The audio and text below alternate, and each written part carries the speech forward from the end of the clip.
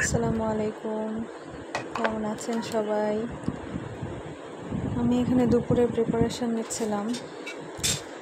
আজকে রান্না করেছিলাম ইলিশ পোলাও।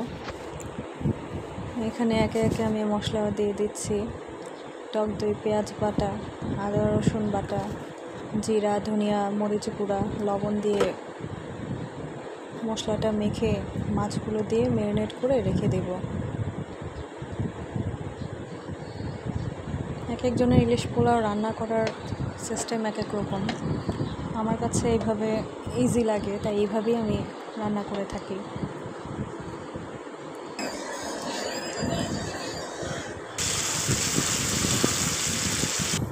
যে তেলে পেঁয়াজ বেরেস্তা করেছিলাম, ওই তেলে আমি মাছগুলো মশলা থেকে ছাড়িয়ে নিয়ে তারপরে ভেজে নেব।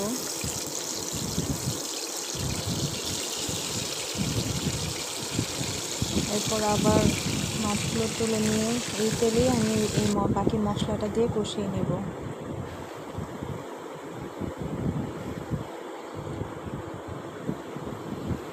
একদিকে মাছের মশলা কষাচ্ছিলাম, আর একদিকে পোলাও বসানোর প্রস্তুতি চলছে।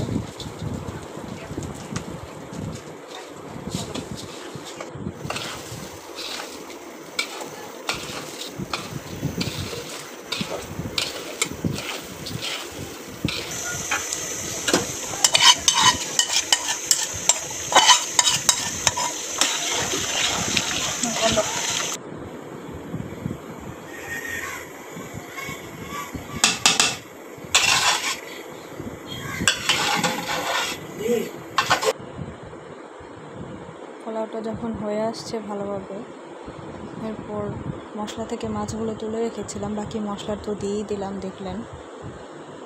এরপর মাছগুলো উপর দিয়ে দিয়ে আমি যে বেরেস্তা করে রেখেছিলাম ওই বেরেস্তাটা ছিটিয়ে দিয়ে দেব।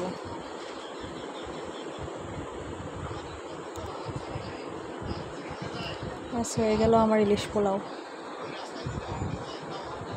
আমার আজকের রেসিপিটি কেমন লাগলো কমেন্ট করে জানাবেন। আর আপনারা কে কীভাবে রান্না করেন